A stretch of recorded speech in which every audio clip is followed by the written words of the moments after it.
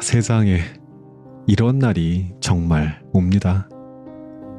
지금 이 순간 2025년 6월 18일 자작나무 채널의 구독자 수는 39만 9,247명입니다.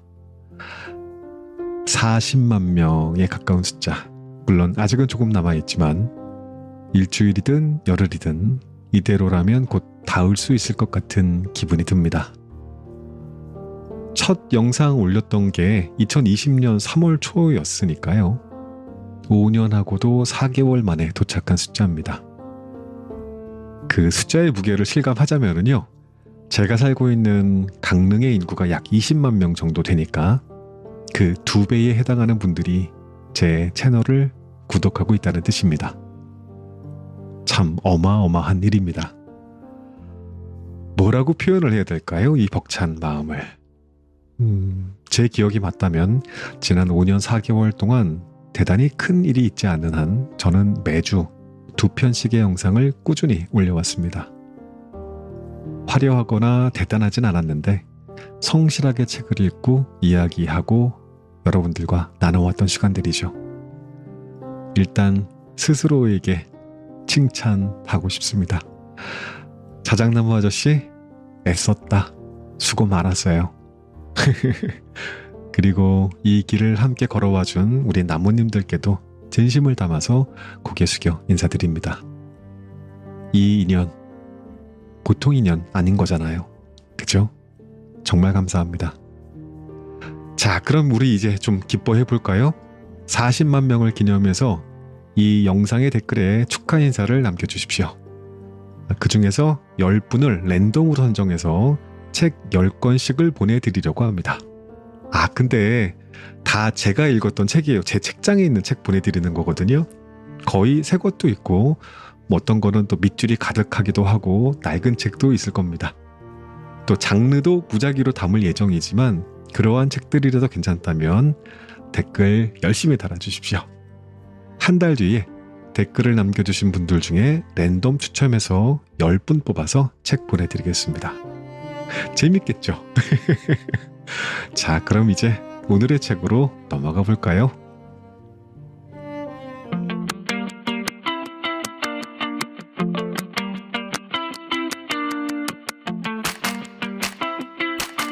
안녕하셨습니까?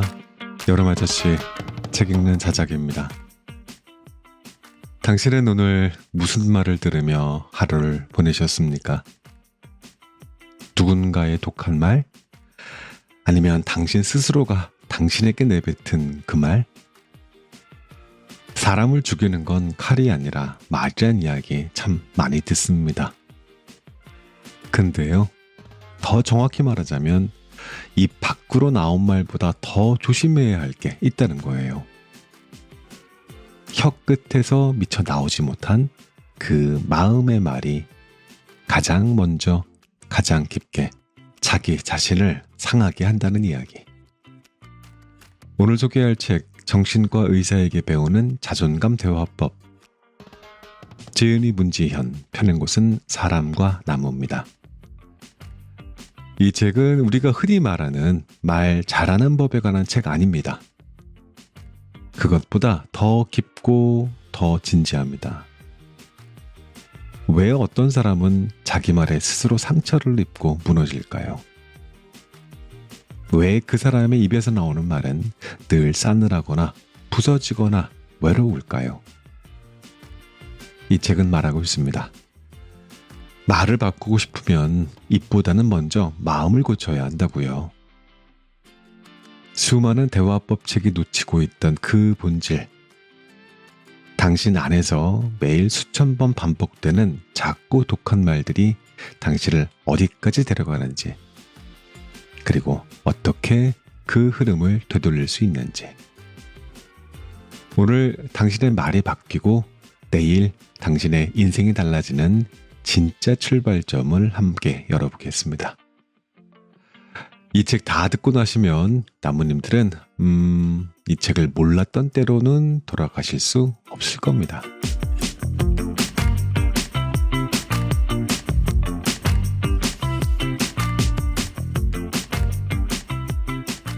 마음속 독한 말은 그 말을 품은 사람을 가장 먼저 상하게 한다. 혀 끝에서 나오는 말들은 그 자체로 힘을 지니고 있습니다. 누군가를 욕하면 할수록 더 화가 납니다. 저주를 하면 할수록 더 기분이 나빠집니다. 겉으로 내뱉는 말만 그런 게 아닙니다. 입 밖으로 나오지 않고 마음속에서만 머무는 말에도 힘이 있습니다. 물론 당신이 마음속으로 하는 말을 다른 사람이 들을 수는 없겠지요.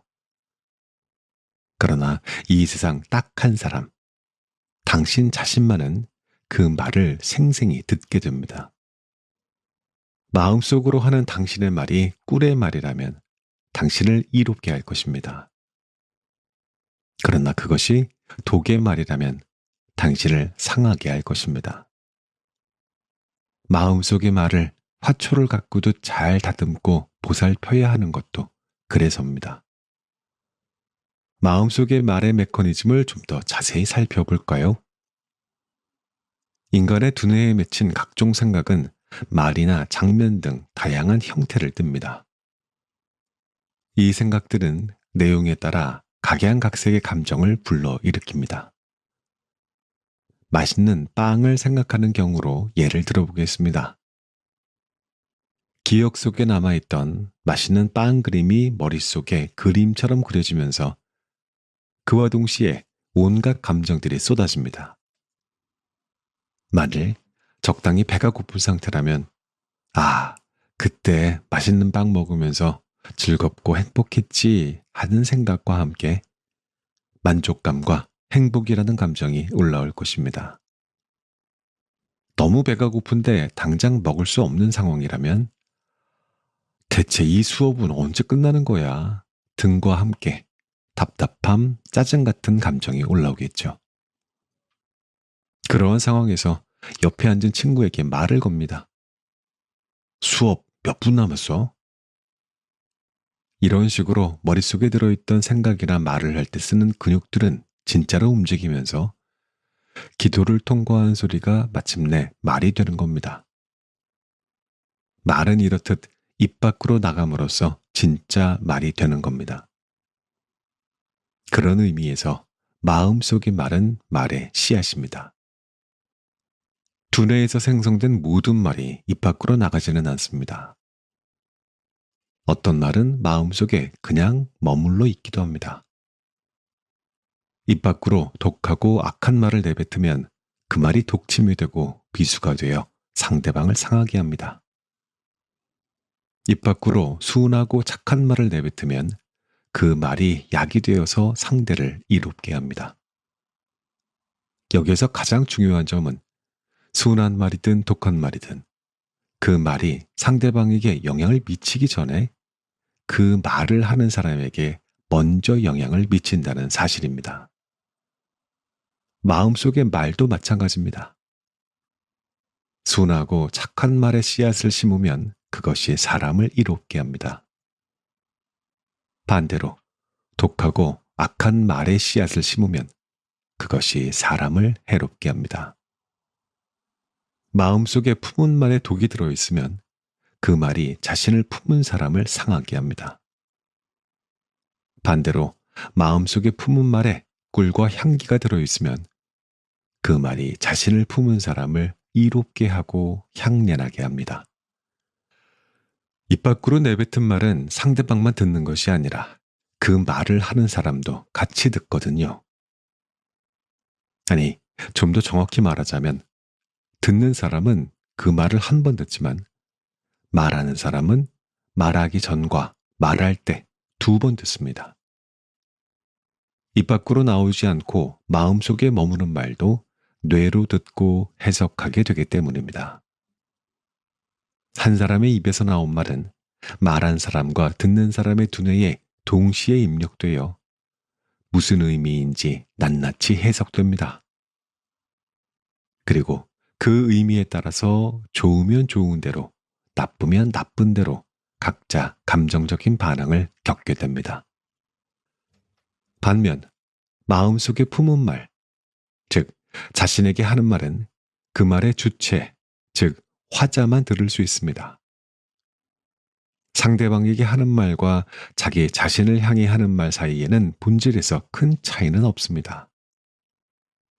상대방에게 하는 말이 말하는 사람과 듣는 사람 모두를 상하게 하거나 이롭게 하지만 자기 자신을 향해 하는 말은 말하는 사람만 상하게 한다는 점이 다를 뿐이겠죠.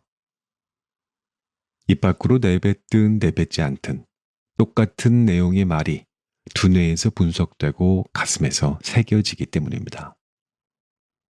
상대방에게 죽여버릴 거야 라고 위협하는 사람이 있다고 가정해 봅시다. 오죽하면 그런 소리까지 하고 사나 참 힘든가 보다 하는 생각이 들지도 모릅니다.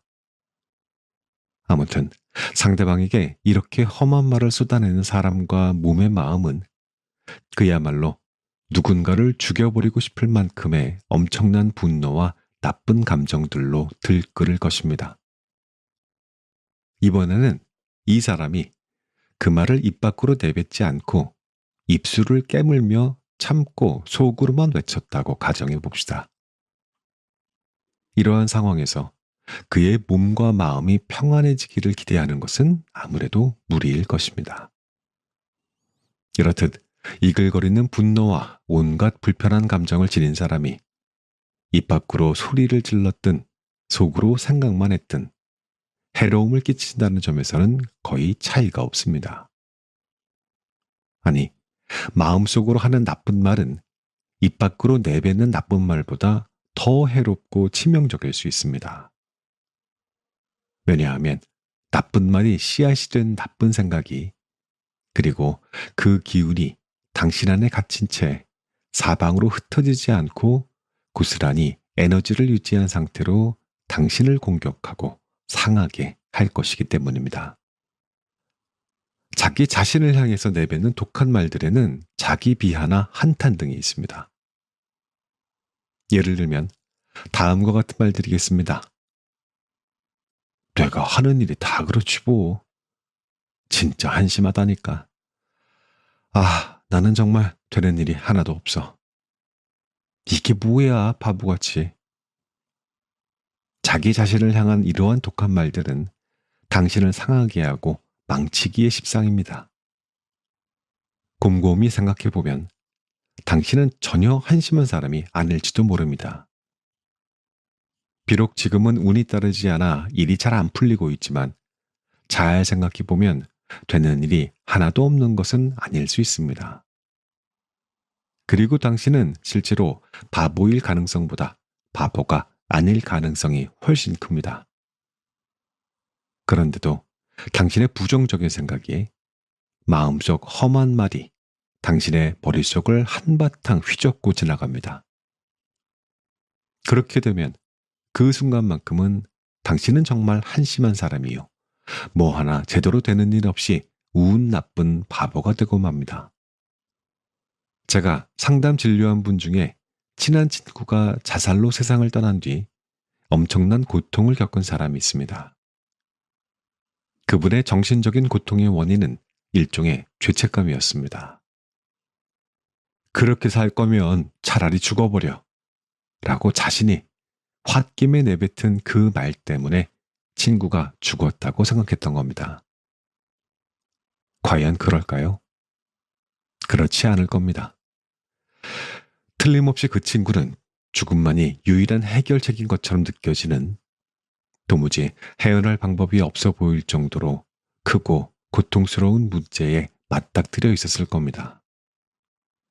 그런데도 그는 자신의 경솔한 한마디 말 때문에 친구가 극단적인 선택을 했다고 끊임없이 자책했습니다.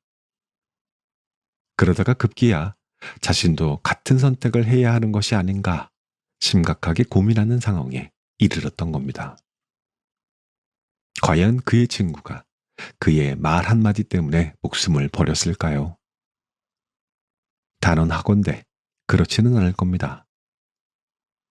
그런데도 그가 느껴야 했던 죄책감과 마음의 무게는 상상을 뛰어넘을 정도였습니다. 지나친 죄책감에서 비롯된 부정적인 말은 몸과 마음을 상하게 하고 무너뜨릴 정도로 커다란 위력을 지니고 있습니다. 혀끝에서 나온 독한 말은 자살폭탄과 비슷합니다.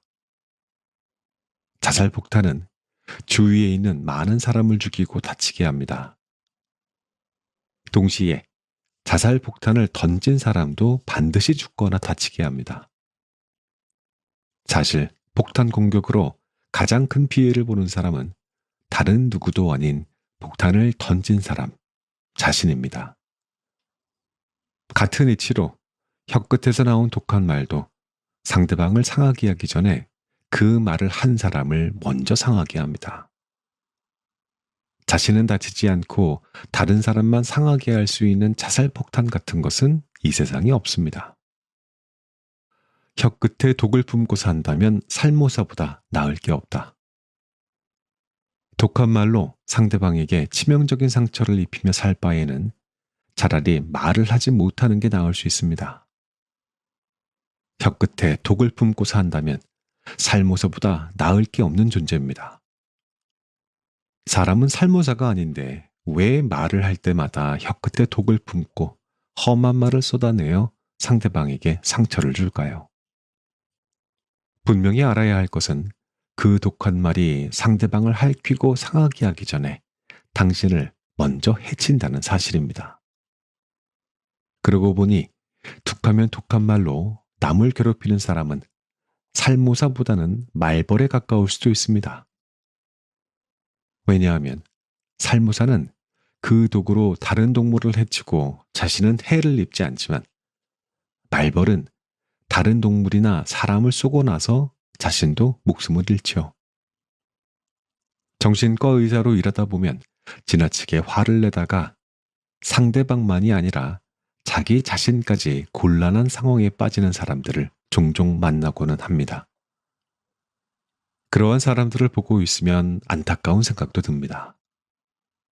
그래서 저는 그러한 문제를 안고 찾아와 상담을 신청하고 도움을 요청하는 사람들에게 다음과 같이 권유하곤 합니다. 선생님의 혀를 다스리고 입 밖으로 나오는 말을 다스리기 전에 마음속 말을 먼저 다스려 보세요. 사랑스러운 강아지나 고양이를 쓰다듬듯이 그 말을 쓰다듬고 보듬어 보세요. 그렇습니다. 땅을 잘 갈아엎고 넉넉히 퇴비를 섞어 넣어 비옥하게 하지 않으면 그 땅에서 좋은 씨앗이 싹틀 수 없습니다. 그 씨앗이 튼튼한 나무로 자라 탐스러운 과실을 맺을 수도 없습니다. 사람의 말도 마찬가지입니다. 자신을 이롭게 하고 남도 이롭게 하는 긍정적인 말. 착한 말은 좋은 생각의 밭, 마음의 밭에서 나옵니다. 만일 누군가가 다른 사람을 위해, 대의 명부를 위해, 공동체를 위해서 자신을 희생하고 생명까지 바친다고 하면 그보다 놀랍고 존경스러운 일도 없을 겁니다. 그와는 반대로 그가 다른 사람도 망치고 대의 명분도 해치고 공동체마저 파괴한다면 어떨까요? 그것도 남을 배려하지 않는 말 한마디, 경솔한 말 한마디, 독한 말 한마디로 말입니다. 말 한마디로 천냥빛 갚는다라는 속담도 있지만 실제로 말이 지닌 위력은 그보다 훨씬 큽니다. 자기 자신은 물론이고 다른 사람을 살릴 수도 죽일 수도 있기 때문입니다.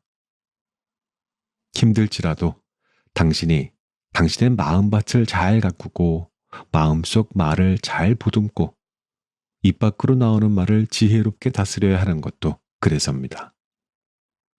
하나 더 비유하자면 독을 품은 말은 장전된 총과 같습니다.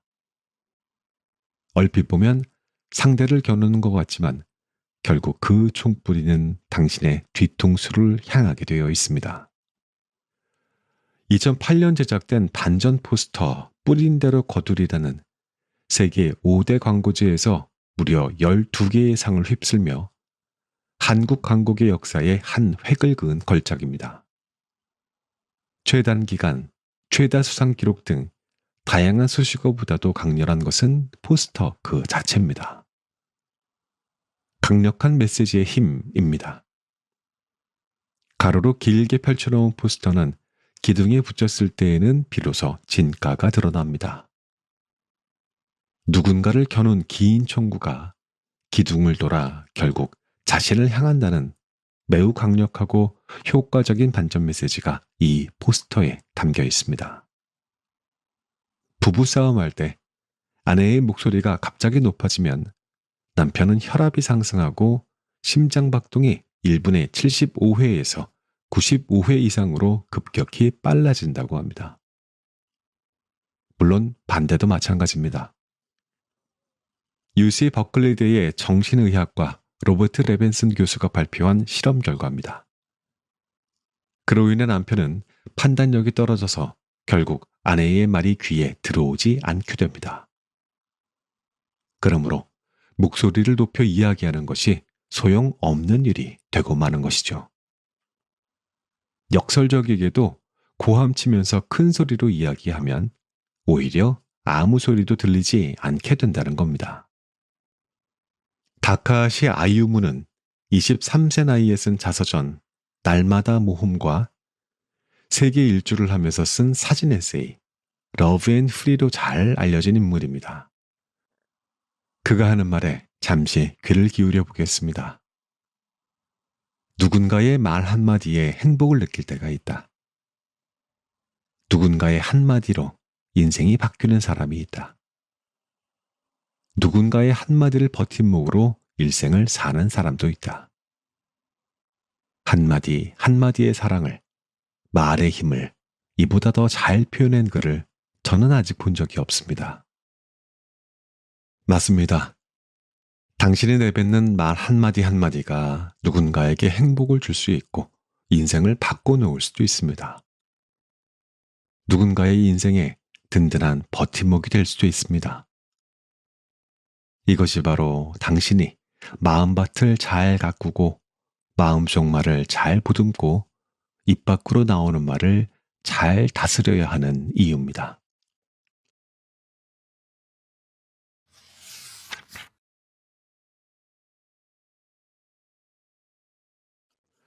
수신제설 치국평천하. 당신의 마음속 말을 순하게 하고 입 밖으로 나오는 말을 순하게 하십시오. 이렇게 말하면 다음과 같이 반박하고 싶은 사람이 많을 겁니다.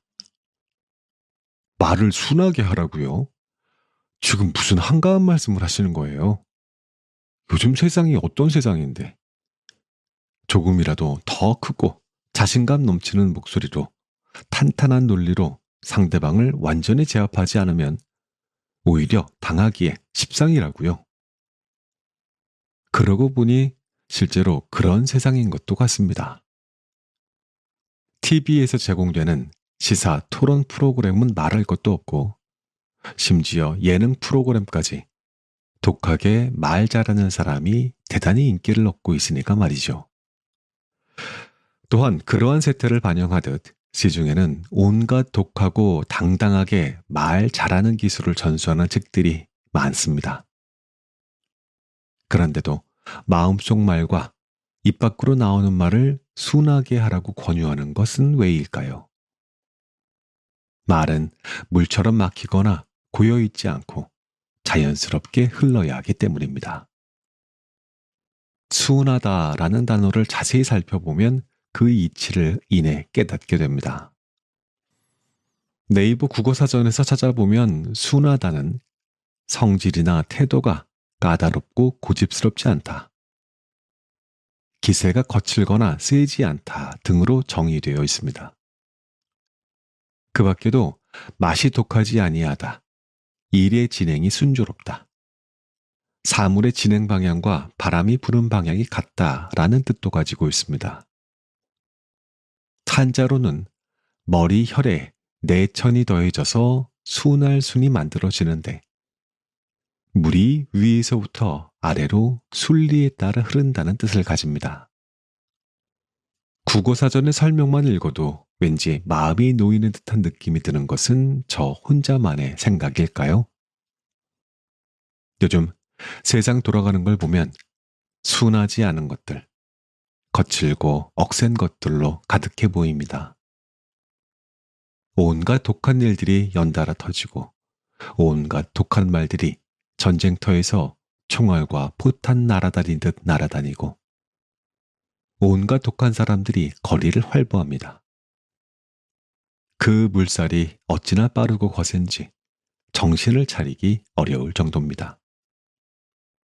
분명 내가 가고 싶은 인생의 방향이 있었는데 파도처럼 휘몰아치는 사람들과 그들의 말과 행동에 휩쓸리다가 보면 방향을 잃고 헤매기에 십상입니다.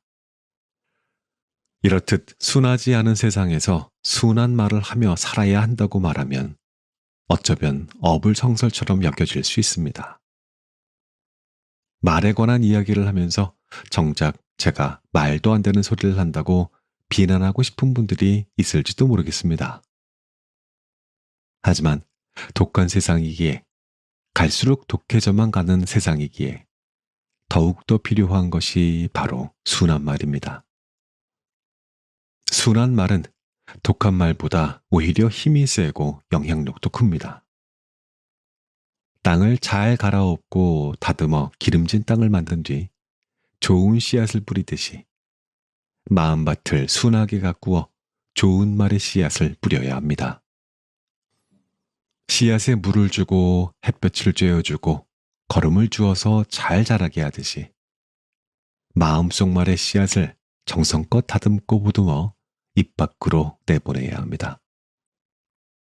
그 말이 입술의 열매가 되어서 세상으로 나가 선한 영향력을 끼치게 해야 합니다. 순하게 말하면서 삶이 순해지는 경험. 자신이 순해질 때 옆 사람도 더불어 순해지는 원리가 통용되는 것은 바로 우리가 말을 하는 사람이기 때문입니다. 거울 뉴런이라는 개념이 있습니다.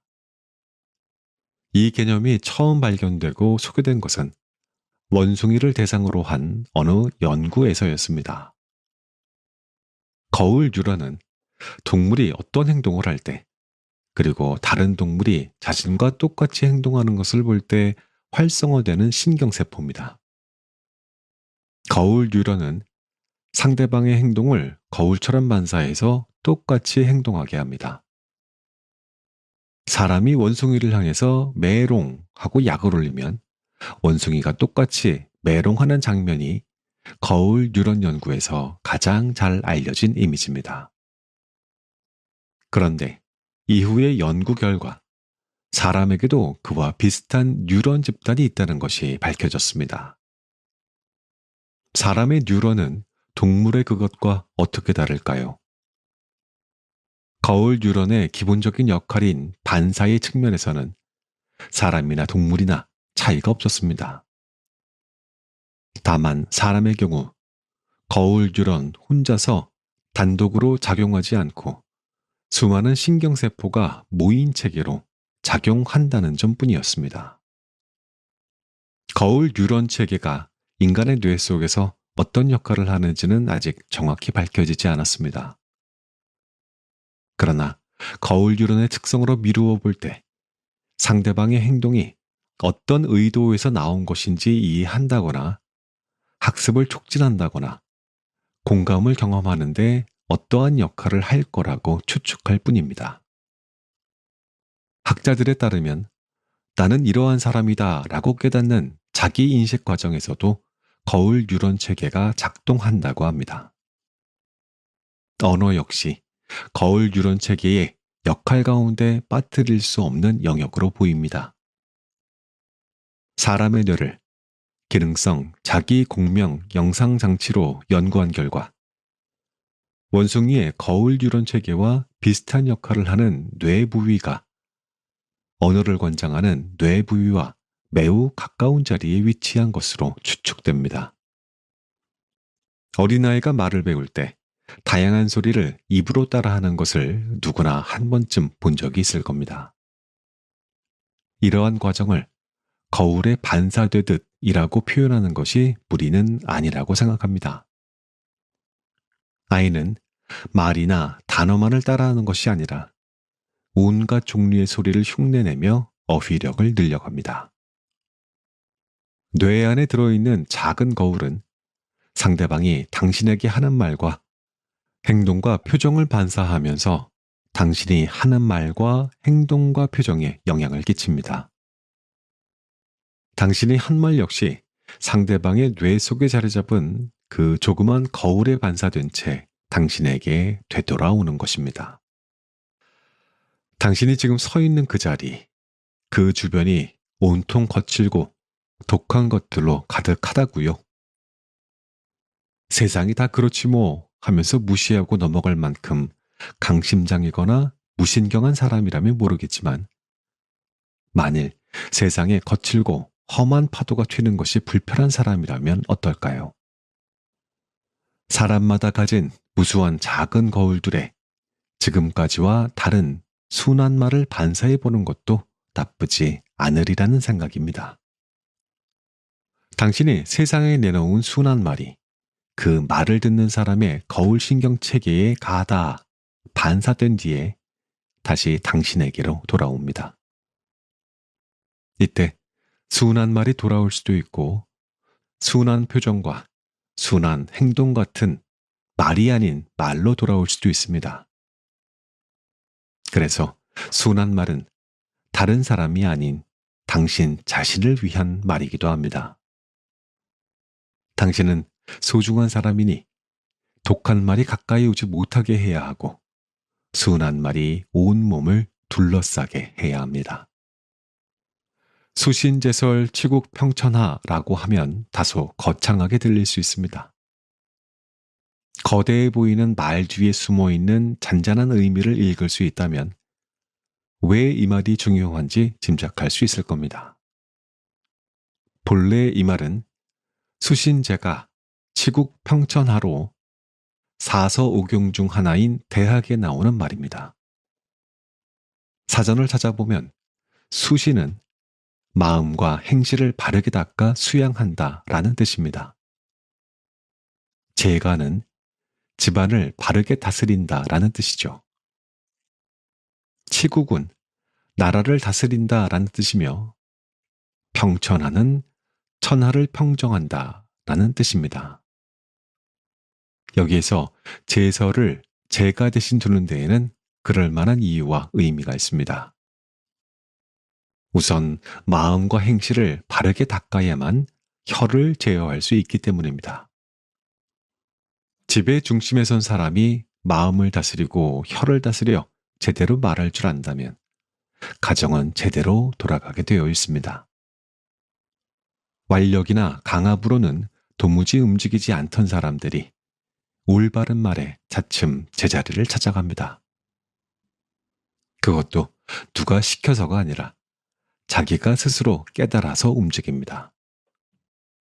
이로써 가정을 바로 세운 사람들이 나라를 제대로 굴러가게 하며 세상은 작은 변화로부터 시작되어 커다란 평화 가운데 제자리를 잡아갑니다. 진정한 변화는 언제나 작은 것에서 시작된다는 점을 기억한다면 지금 당신이 순한 말을 배우기 시작한 이유는 그것만으로도 충분합니다. 혀를 다스리는 일보다 마음을 다스리는 일이 먼저다. 말솜씨나 대화 기술을 익히고 단련하는 일은 매우 중요합니다. 그런데 그보다 더 중요한 것이 있습니다. 자기 마음을 다스리고 올바른 생각을 하려고 끊임없이 노력하는 일이 바로 그것입니다. 말은 혀 끝에서 나오지만 마음밭에서 만들어집니다. 그러므로 혀를 다스리는 일보다 마음을 다스리는 일이 선행되어야 합니다. 우물은 물을 얻기 위해 땅을 파고 물이 고이게 만든 시설이죠. 우물 속의 물은 빗물이 땅속으로 스며든 뒤 그 물이 흙과 바위 사이에서 고인 것입니다. 우물은 토양으로 여과된 물이므로 수질이 좋은 편이지만 다음의 조건을 충족해야만 우물의 기능을 다할 수 있습니다. 첫째, 우물 자체가 깨끗한 곳에 자리 잡고 있어야 합니다. 둘째, 땅 위에 있는 더러운 물이 우물 안으로 들어가지 않도록 철저히 관리해야 합니다. 좋은 우물은 더운 여름날에도 서늘하게 느껴집니다. 관리가 잘 된 우물은 홍수 났을 때 마실 물이 없다라는 속담을 비껴갑니다. 이것이 우물만의 이야기일까요? 마음의 우물도 마찬가지입니다. 마음의 우물을 깊게 파내려 간 사람은 날씨에 의해 좌우되지 않습니다. 오히려 비가 오면 물을 담아두었다가 맑은 물로 돌려줍니다. 간혹 흙탕물이 튈 때도 있지만 필요한 말만 담아 들을 줄 압니다. 마음의 우물이 맑고 깊어야 말의 물도 맑고 깨끗한 법이겠지요. 스펙이나 직위 혹은 재물이 사람의 품격을 정하는 것이 아니라 지혜롭게 뱉는 말 한마디가 품격을 결정합니다. 도덕경에 아는 사람은 말하지 않고 말하는 사람은 알지 못한다 라는 말이 있습니다. 우리가 잘 아는 속담으로 표현하자면 비인 수레가 요란하다 라는 말과 일맥상통합니다. 잘난 척하는 사람은 어떤 사람일까요? 사실 잘난 것이 없는데 남들에게 잘난 사람으로 인정받고 싶은 욕구가 강한 사람입니다. 거창하게 말해서 이상은 높은데 현실은 받쳐주지를 못하니 잘난 척하는 무리수를 크게 두는 겁니다. 실제로 잘난 사람은 굳이 잘난 척을 할 필요가 없습니다. 예전에 어느 신문에서 읽은 명품을 추구하는 사람들의 심리를 분석한 기사가 생각납니다. 그 기사에 따르면 명품을 간절히 원하는 사람들은 명품을 구매할 여력이 있는 사람들보다 경제적인 수준에서 약간 아래 단계에 속한 사람들이 많다고 합니다. 그들이 한 단계 높은 곳을 올려다보면서 발돋움을 하는 데에 필요한 것이 명품이라는 것이죠. 재밌게도 그 명품족들이 수백만 원에서 수천만 원 나가는 고급 시계를 장만해서 자랑스럽게 착용할 때 막상 원하기만 한다면 언제든지 최고 수준의 명품을 살 수 있는 가장 부유한 사람들은 시장에서 산 몇만 원짜리 시계를 아무렇지도 않게 차고 다닌다는 겁니다. 조금 더 있어 보이고자 하는 마음은 결국 자신이 가진 게 아무것도 없다는 사실을 잘 알고 있는 데에서 비롯됩니다. 그 사람의 마음 밑바닥에 깔린 열등감이 그가 나는 이러한 사람이다 라며 큰 소리를 치게 합니다. 그렇지만 우리 모두는 잘 알고 있습니다. 아무리 비싸고 화려한 화장으로도 따라갈 수 없는 것이 바로 깨끗한 민낯이라는 것을요. 말 공부의 저자 조윤재는 큰 꿈을 가진 사람의 말은 자신의 꿈을 닮아 커지며 눈앞의 일에 집착하고 자기 이익만 챙기려는 사람의 말은 그 사람을 닮아 편협해진다 라고 했습니다. 사람의 크기에 따라 말의 크기와 말이 담고 있는 의미가 확대되어 나간다는 의미입니다. 말을 하면 세상을 향해 생각이 선포되는 것이며 우리의 무의식은 이를 이루기 위해 자기도 모르는 사이에 노력하고 분투한다는 겁니다. 말한 것은 결국 이루어진다라는 저자의 논지는 론다 번의 시크릿을 잠시 떠올리게 합니다. 이 책은 사람들의 극찬과 비난을 동시에 받은 책으로 그 이유를 여기서 다루지는 않겠습니다. 다만 전 세계적으로 수천만 권이 팔린 이 책을 모두가 생각하던 바를 어느 정도는 담고 있을 가능성이 있다는 점입니다.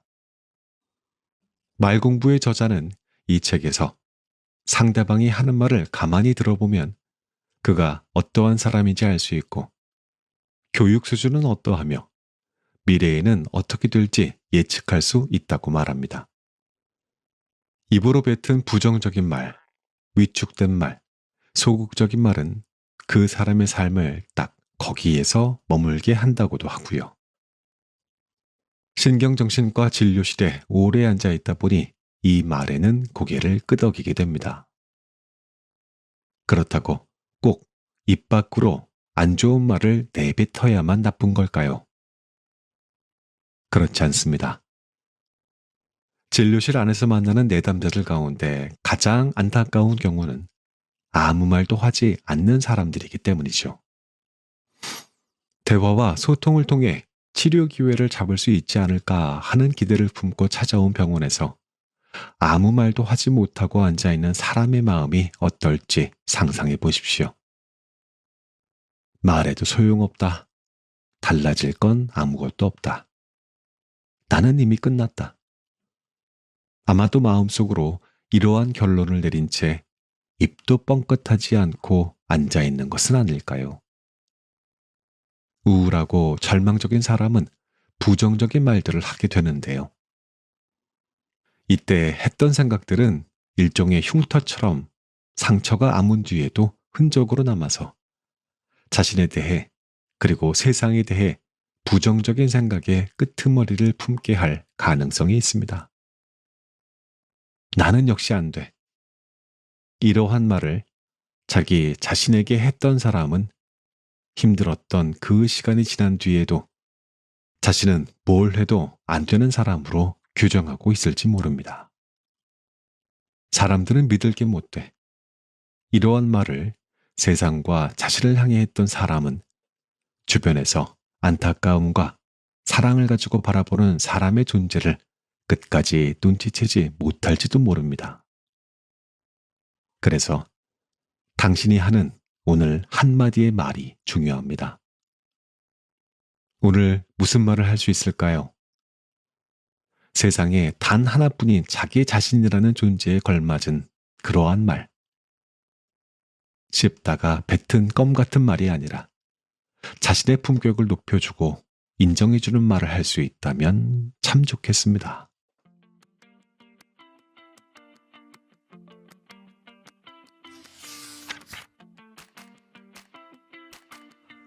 이 책의 낭독은 여기까지 하겠습니다. 말이 품격입니다. 또 말이 인생이고요. 살다 보면 이상하게 자꾸 마음속에 튀어나오는 말들이 있죠. 아, 왜 그랬어? 나는 안 될 놈이야. 또는 저딴 인간은 진짜 싫어. 입 밖으로는 꺼내지 않았더라도 그 말들은 내 안에서 태풍처럼 몰아치고는 합니다. 자, 이 책은 바로 그 마음속의 씨앗에서 시작된 이야기입니다. 혀 끝이 아니라 마음속의 말. 그러니까 아무에게도 들리지는 않지만 내가 가장 잘 듣고 있는 그 말이 인생을 좌우할 수 있다는 통찰이 이 책 전체를 관통합니다. 처음에는 그냥 말 조심하자라는 내용일까 싶었거든요. 근데 읽으면 읽을수록 말이 곧 존재이고 말이 곧 삶의 방향이라는 생각이 들었습니다. 말이라는 것은 단지 상대에게 건네는 소통의 수단이 아니라 스스로를 다듬는 도구이고 나를 사랑하거나 또는 해칠 수 있는 도끼이기도 하다는 것. 책은 이렇게 물었죠. 당신은 오늘 자신에게 어떠한 말을 하고 있나요? 처절하게 우리가 마음속에 이 문장을 박아놔야 합니다. 입 밖으로 나오지 않은 말도 뇌는 듣고 가슴은 새긴다라는 것이죠. 중요해서 다시 한번 반복합니다. 입 밖으로 나오지 않은 말도 이미 우리 뇌는 들었고 가슴은 새겼다는 겁니다. 겉으로는 온화한 미소를 짓고 있어도 속으로 나는 왜 이 모양일까 라고 중얼거린다면 이미 그 말은 나의 신경망에 박혀서 스스로를 깎아내리고 있을지도 몰라요. 그래서 자기 비하나 부정적인 말들이 마음속에 오래 머물면 그것이 진실처럼 작동하게 된다는 거예요. 나는 안 돼 라고 마음속에서 반복하면 뇌는 이미 그 말을 믿기 시작하고 실제로 무기력하게 반응하게 된다는 것. 마음속의 말은 곧 삶의 각본이라는 저자의 말에 저는 잠깐 손을 놓고 책장을 넘기지 못했습니다. 그리고 이 포스터를 저는 얼핏 어디선가 본 것 같기도 한데요. 그 광고 포스터, 말의 위력에 대해서 설명한 대목이죠. 자, 기둥을 감싸고 도는 포스터에 총을 쥔 병사가 누군가를 겨누고 있는 겁니다. 근데 그 기둥을 돌아보면 그 총구는 결국 자신의 뒤통수를 향하고 있었겠죠. 혓바닥에 독을 담고 쏟아내는 말은 누구보다 먼저 자기 자신을 찌른다는 사실. 이것은 단순한 우화나 비유가 아니라 실제 심리학과 생리학적인 실험들로도 증명된 사실이라고 책은 조용히 말했습니다. 또 순한 말에 대한 이야기도 참 좋았습니다. 많은 이들이 이렇게 반문할지도 몰라요. 이 거친 세상에서 순한 말을 하라고요? 근데 이 책에서는 순한 말이야말로 가장 강력한 도구라고 말합니다. 순한 말은 물처럼 흐르고 때로는 바위조차 깎아내립니다. 순한 말은 표면적으로는 부드럽지만 사람의 마음속 깊은 곳까지 스며들어서 변화를 일으키는 힘을 지녔다고요. 아, 그 말 고마워요. 아, 맞아. 네 말이 맞았어. 그때는 내가 참 어리석었네. 이러한 말들은 어쩐지 사람을 무장해제시키고 또 그 말은 곧 나에게 돌아와서 내가 쉴 수 있는 마음의 그늘을 만들어준다는 이야기. 그래서 나는 오늘 무슨 말을 할 것인가 책장 덮으면서 이런 생각을 했습니다. 말이라는 것은 심지어 생각도 누군가에게 하는 게 아니라 결국 나 자신에게 하는 일이라고요. 내가 나에게 매일 어떠한 말을 건네는가에 따라서 하루의 색감이 달라지고 삶의 방향이 달라진다는 것. 수신제설, 몸을 닫고 혀를 다스린다. 자, 세상을 고치려고 하기 전에 내 마음속의 말부터 다스려야 한다는 이 말이 이토록 실감날 줄 몰랐습니다. 말을 바꾸면 운명이 바뀐다고 믿는 사람이라면 이 책은 반드시 읽어야 할 필독서입니다.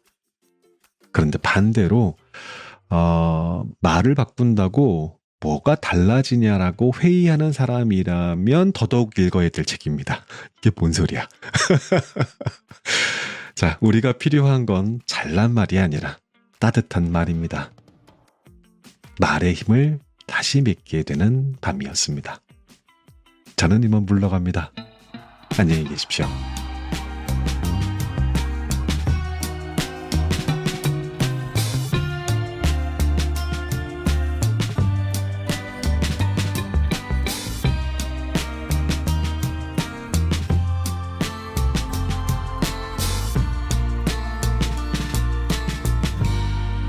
Summertime